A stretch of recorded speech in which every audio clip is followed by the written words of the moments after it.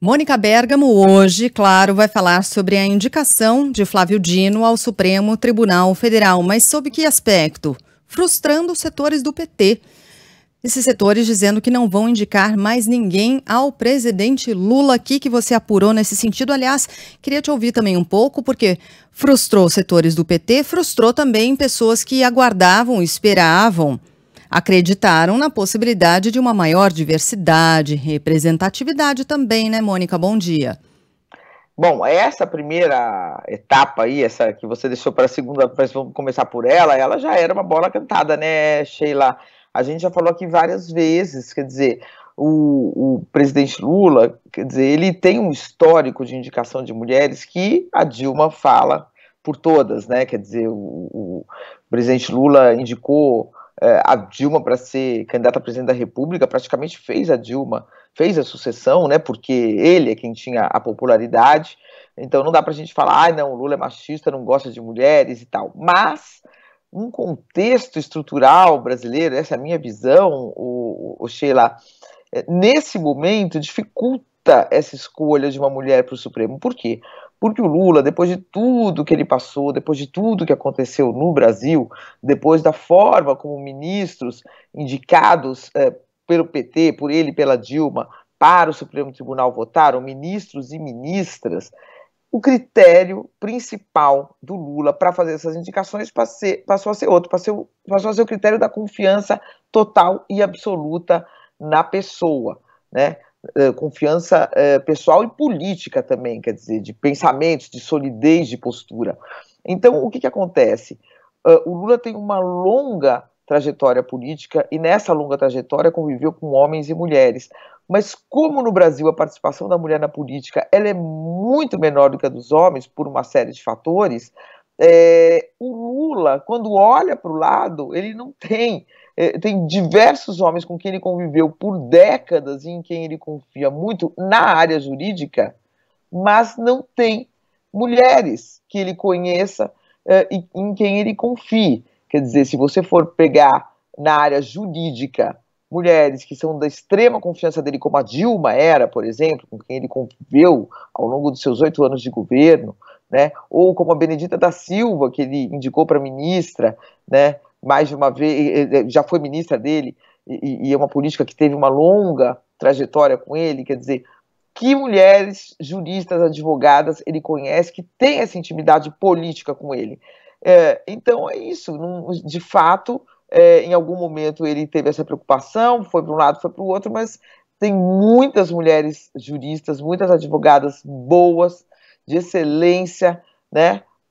A gente pode citar algumas delas aqui: Dora Cavalcante, advogada, Simone Schaiber, desembargadora do Rio de Janeiro, que fez um contraponto, inclusive, em relação à Lava Jato, lá no Rio de Janeiro. Quer dizer, mas não tem essa proximidade que tem o Flávio Dino com ele, o Cristiano Zanin com ele, né? Então, de fato, já se sabia há muito tempo que o Lula não indicaria uma mulher para essa vaga, enfim, porque os critérios que ele adotou, nos critérios que ele adotou, ele não encontrou uma mulher que ele pudesse indicar, Sheila. É um pouco isso, né? Agora... Mas tem mulher, né? A mulher, nossa, agora, você está falando de critérios que ele adotou. Vamos lembrar, lá no começo desse governo, muito embora a Mônica tenha lembrado que o presidente Lula sempre fala sobre a grande cota na história política dele tenha sido eleger uma mulher, Dilma Rousseff, a gente está falando especificamente desse mandato aqui, né? E no começo desse mandato, ele, inclusive, na formação ministerial, falou sobre isso. Tanto que a nossa expectativa que havia em relação ao Supremo, PGR, se transfere agora numa expectativa por uma mulher no Ministério da Justiça. Será que vem alguma coisa nesse sentido também, né, Mônica? Ontem a gente estava falando sobre isso. Ontem a gente falou aqui em primeira mão, com exclusividade, né, que o nome da Simone Tebet estava sendo cotado. Ninguém tinha falado disso ainda, a gente falou aqui, publicamos também na Folha, quer dizer, essa informação. Agora...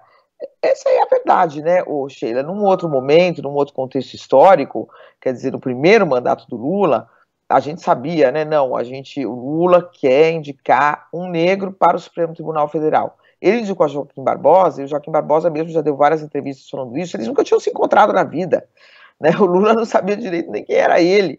Era uma pessoa que tinha um currículo bom, importante, mas o Lula não conhecia, não conviveu com ele, não tinha nenhuma proximidade. indicou. Carmen Lúcia, também. Tem que ser uma mulher. Então vamos atrás de uma mulher. Aí encontraram a ministra Carmen Lúcia. Depois Rosa Weber, a Dilma, quis nomear uma mulher, indicar, melhor dizendo, uma mulher. Foram atrás de uma mulher. Ela era amiga do ex-marido da Dilma, que era uma pessoa incrível, inclusive, e que já faleceu, e a indicação foi essa, tem que ser mulher. Depois tem que ser alguém da Igreja Católica. A Igreja Católica não tem ninguém no Supremo, então Carlos Alberto Direito, Lula mal conhecia, indicou. Era um outro momento e os critérios eram outros, né? Raros foram os indicados pelo Lula que ele conhecia. O Carlos Aires Brito ele conhecia, né? Carlos Aires Brito, que depois acabou liderando ali a condenação de vários ex-ministros do Lula, né, no Mensalão. Mas então eram outros critérios. Dessa vez, né, passando pelo que passou e tendo entendimento hoje do que é o Supremo Tribunal Federal, ele fez indicações de pessoas em quem ele deposita total confiança, não apenas pessoal, mas política, né?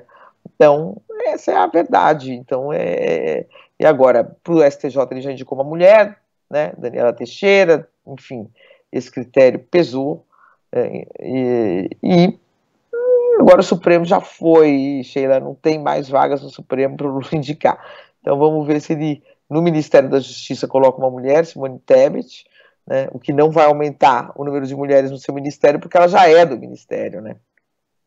É verdade. Ontem até circulou um tipo de um meme, o Sheila, que eu não sei se a gente consegue colocar no ar, brincando um pouco com essa contradição, né, assim, eu precisaria encontrar aqui, depois eu encontro, mas a gente pode falar um pouco do meu tema principal, né, que era a questão da indicação do Flávio Dino ter...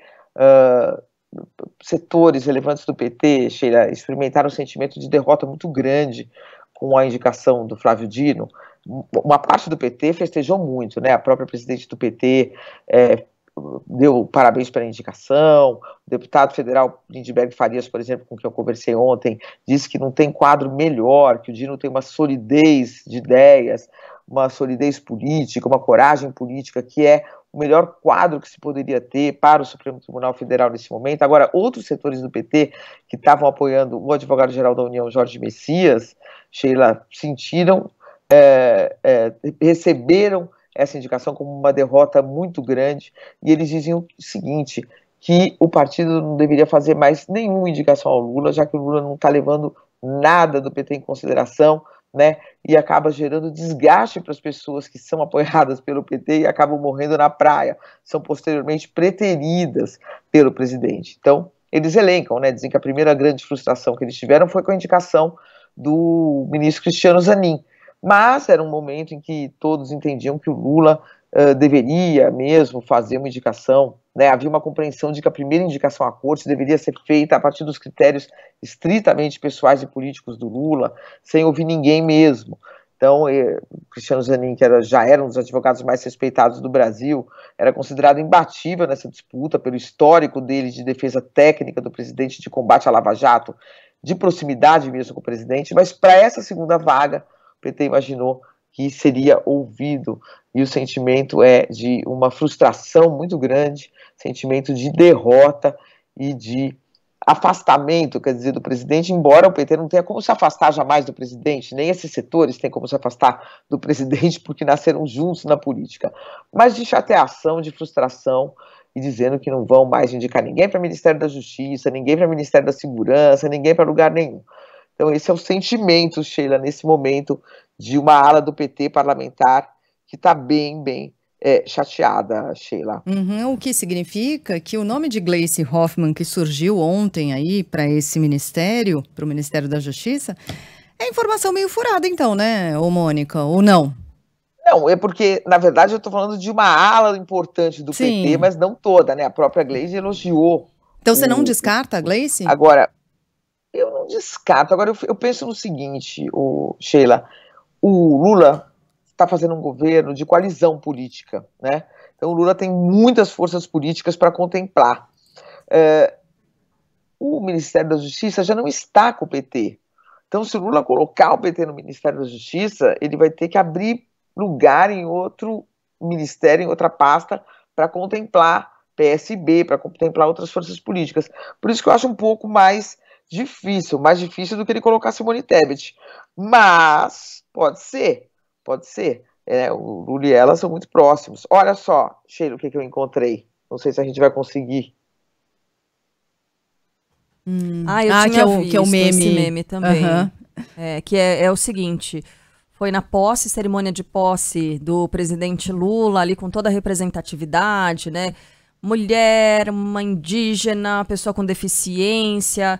E aí, na vida, isso é na teoria. E no Tinder, né? Tá escrito assim, no Tinder. Verdade, no Tinder. E aí, essa foto, né? Que é da posse, foi super simbólica e tal. E aí, na sequência, na vida real. Cercado de homens brancos. Isso. Não acho que seja proposital, né? Não acho que o Lula tenha rejeição às mulheres ou não valorize as mulheres na política, mas esta aqui é a realidade pragmática de governo real. A vida real é isso que está acontecendo, né?